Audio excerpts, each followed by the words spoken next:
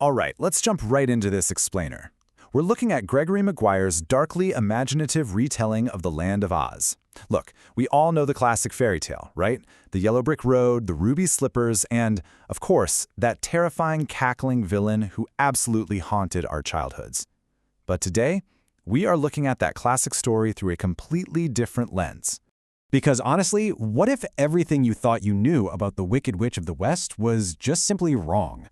Today, we are completely flipping the script on one of literature's most infamous villains.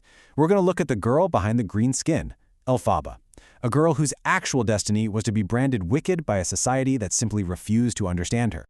Oh, and real quick, before we really unpack this incredible journey, just a reminder that the full audiobook of this captivating story is available through the link in the description, so definitely check that out. It is an absolute must-listen if you want to experience the full depth of this narrative. Anyway, let's get back to Elphaba. Let's start right at the beginning with her origins. So Elphaba was born to a minister and his wife, and her most defining feature, that brilliant emerald skin, well, it caused immediate shock and suspicion in her small town. From literally day one, she was an outsider. Even her own family struggled with it. Actually, her father, being a minister, was genuinely convinced her unique appearance was a sign of something deeply sinister. I mean, imagine starting your life with your own parents fearing you. It instantly casts her into this heartbreaking role of the misunderstood outcast. And this brilliantly sets up her tragic anti-hero arc.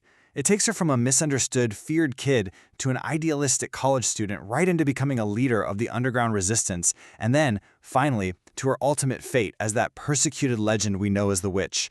But here's the thing the world totally missed during that childhood phase. Elphaba was way more than just her green skin.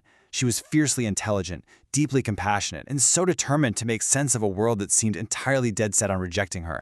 Which brings us to her time as an outsider at Shiz University. Now, notice the sharp contrast here between Elphaba and her new frenemy, Glinda. Yeah, the girl who will eventually become Glinda the Good. They are total opposites. Elphaba is this brilliant, compassionate outsider, while Glinda is bubbly, super ambitious, and just effortlessly accepted by society. Their dynamic is really the emotional core of her college years. It's an incredibly complicated friendship. You've got intense rivalry, constant misunderstandings, but also this really unexpected, deep loyalty to one another. But, of course, that dynamic is quickly put to the test. Enter Madame Morrible. She's this mysterious, calculating figure at Shiz, who immediately spots the raw potential in both of these young women. But she doesn't just want to educate them. No, she has a political agenda. She's actively trying to shape Elphaba and Glinda into agents for the wizard's regime. And that leads us right into the corruption of the Emerald City. So the crucial takeaway here is that Elphaba becomes deeply troubled by the civil rights abuses going on. Right beneath the glittering facade of Oz, we see massive systemic injustices happening, particularly the mistreatment of talking animals. These intelligent creatures are literally losing their basic rights and their dignity under the wizard's rule. For someone who has been treated like a monster her entire life, seeing others stripped of their humanity, it sparks a massive fire in Elphaba. It totally ignites her political activism. Determined to actually do something about it, she and Glinda travel to the Emerald City to confront the wizard face to face. They expect to find this wise, benevolent leader right, but instead, total disillusionment. They find out the wizard is nothing more than a manipulative politician. He relies on literal and figurative smoke and mirrors to keep his grip on power. From there, her path takes a sharp turn into resistance and heartbreak. Elphaba essentially refuses to turn a blind eye. She sacrifices her safety and chooses resistance, going underground to join forces with groups actively fighting the wizard's tyranny. During this super turbulent time, she reconnects with Fiyero, a prince from her past. And, the relationship brings her this immense, profound joy. But it also becomes a source of just devastating heartbreak. Because, as it turns out, the world is an incredibly dangerous place for those who dare to challenge authority. Ultimately, Elphaba finds herself hunted by the regime, betrayed, and left completely alone. Fast forward a bit, and she retreats into total isolation. She's hiding out in a remote castle alongside a young boy named Lear, who, by the way, the story hints might actually be her son. It's here, in the shadows, that she dives deep into the secrets of magic. She studies this mysterious spell book, and in a really tragic twist of fate, she finally adopts the very identity that a fearful world always forced onto her. She officially embraces the label of the witch. But even way out there, she can't escape the wizard's influence or the terrifying legend growing around her own name. which sets the stage perfectly for the confrontation with Dorothy.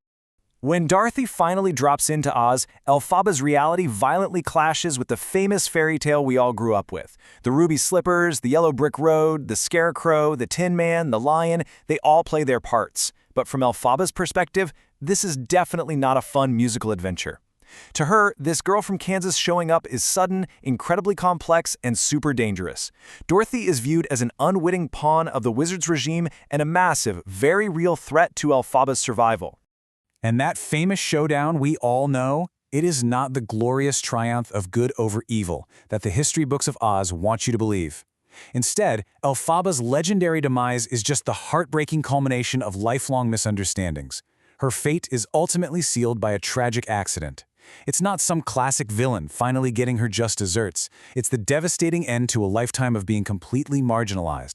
But you know, her legacy is so much more than just a cautionary tale. It's this powerful narrative of courage, of defiance, and the fundamental human struggle to just be seen for who you truly are. It completely challenges us to look way beyond mere appearances.